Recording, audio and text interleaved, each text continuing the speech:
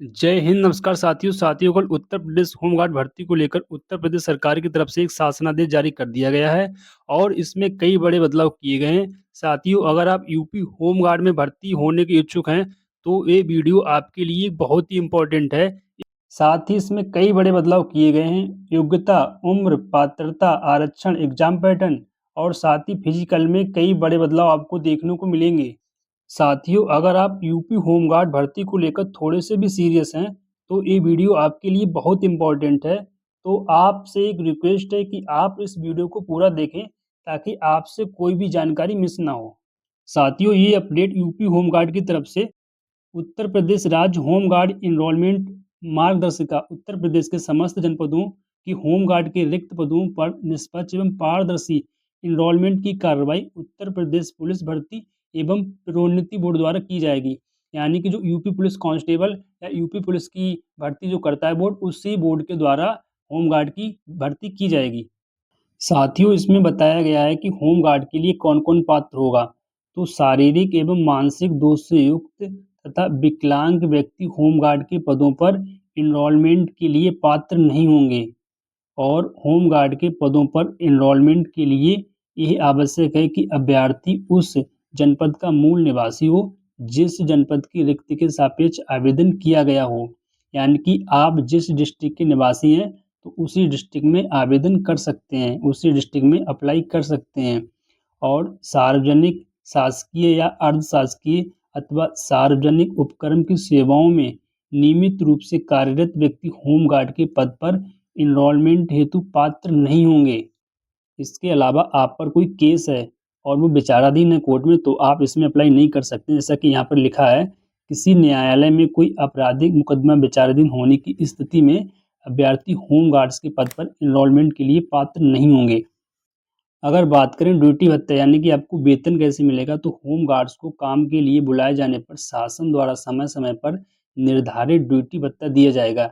यानी कि आपकी जो ड्यूटी है वो जिला कमांडेंट द्वारा लगाई जाएगी और उसी के द्वारा जब शासन के द्वारा अलग अलग जो भत्ता होते हैं उसके हिसाब से आपकी सैलरी बनेगी और आपको सैलरी दी जाएगी।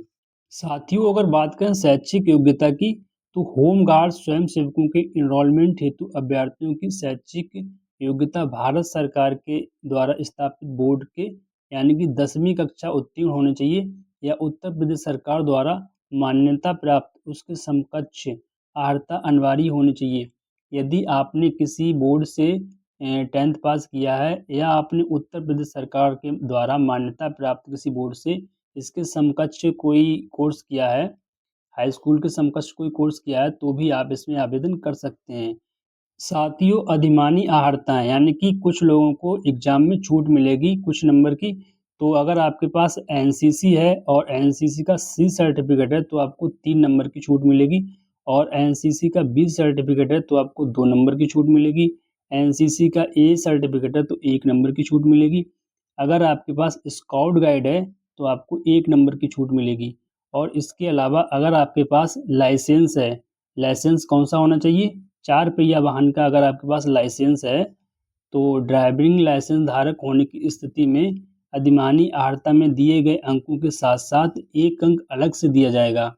यानी कि अधिमानी अर्हता अगर आपके पास एनसीसी है तो एनसीसी का सी सर्टिफ़िकेट है तो आपके 3 नंबर हो गए और आपके पास ड्राइविंग लाइसेंस है तो आपका 1 नंबर और हो गया, तो आपको यहाँ पर पूरे 4 मार्क्स दिए जाएँगे।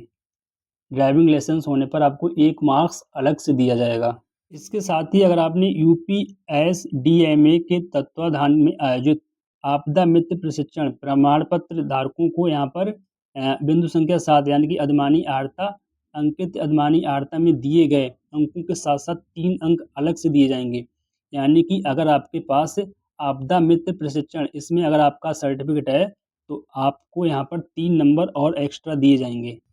आई होप आप समझ गए होंगे इसके बारे में। अगर आपका कोई डाउट हो तो कमेंट बॉक्स में कमेंट कर देना, हम आपको बता देंगे। साथियों, अगर बात करें आयु सीमा की, तो अभ्यर्थी की आयु कम से कम 18 वर्ष और अधिक से अधिक 30 वर्ष होनी चाहिए। आयु की गणना एनरोलमेंट वर्ष यानी कि 1 जुलाई अभ्यर्थी की आयु के आधार पर की जाएगी। और आप देख सकते हैं यहाँ पर कुछ कैटेगरी के लोग हैं जिनको यहाँ पर एज में छूट मिलेगी।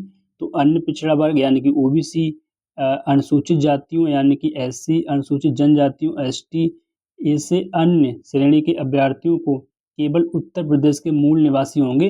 अगर आपके पास यूपी का डोमिसाइल सर्टिफिकेट यानी कि मूल निवास होगा तो आपको यहाँ पर एज में छूट मिलेगी। अगर आपके पास मूल निवास नहीं है तो आपको एज में छूट नहीं मिलेगी।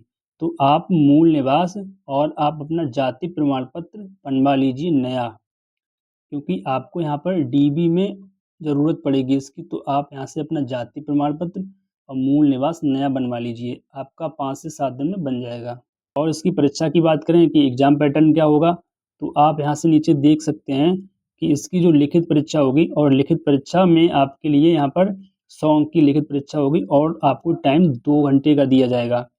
और आपकी जो लिखित परीक्षा होगी एक विषय सामान्य ज्ञान की होगी।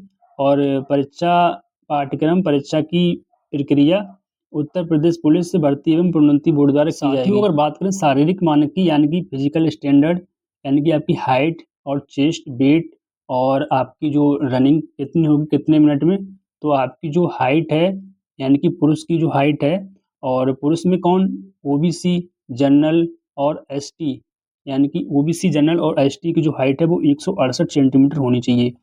और यहाँ पर जो एसटी कैंडिडेट हैं उनको यहाँ पर 8 सेंटीमीटर का रिजर्वेशन है।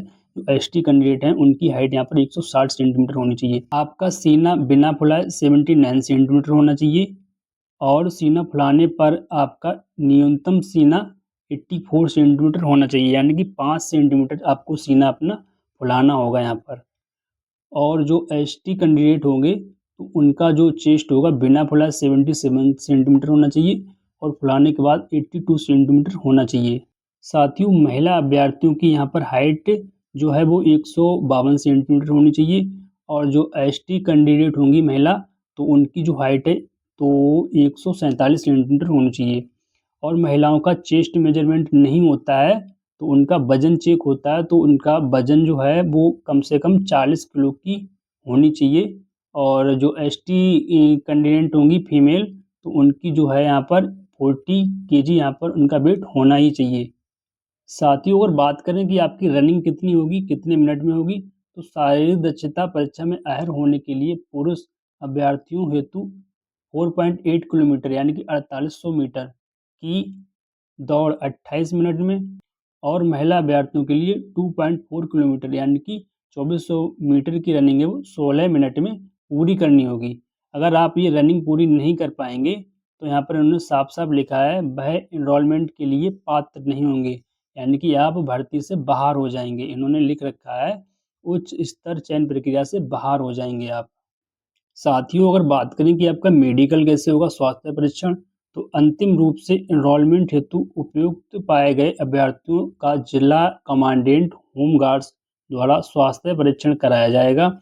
किसी अभ्यर्थी को होमगार्ड स्वयंसेवक के पद पर तब तक एनरोल नहीं किया जाएगा। और यहाँ से आप देख सकते हैं इन्होंने नोट में लिख रखा है चिकित्सा बोर्ड द्वारा अभ्यर्थियों का स्वास्थ्य परीक्षण कराया जाएगा, जिसमें knock knee, bowlegs, flat feet, varicose veins, दूरदृष्टि एवं निकट दृष्टि, और आपकी कलर ब्लाइंडनेस, और सिरवर परीक्षण जिसमें रीनेज परीक्षण, बेबर्स परीक्षण, वर्टिगो परीक्षण, बॉक परीक्षण आदि सम्मिलित होंगे, यानी कि इस तरह के आपके टेस्ट होंगे। साथियों, जो जानकारी इसमें इम्पोर्टेंट थी वो एक एक पॉइंट हमने आपको क्लियर कर दिया है। अगर अभी भी आपका कोई डाउट हो, अगर आप कुछ पूछना चाह रहे हो तो नीचे कमेंट बॉक्स में कमेंट कीजिए, हम आपका तुरंत रिप्लाई देंगे, तुरंत आपकी हेल्प करेंगे। और यूपी होमगार्ड से जो भी अपडेट आएगी हम आपको समय समय पर देते रहेंगे। इसके लिए आप हमारे चैनल को सब्सक्राइब कर लें और वीडियो को लाइक और शेयर कर दें। Thank you.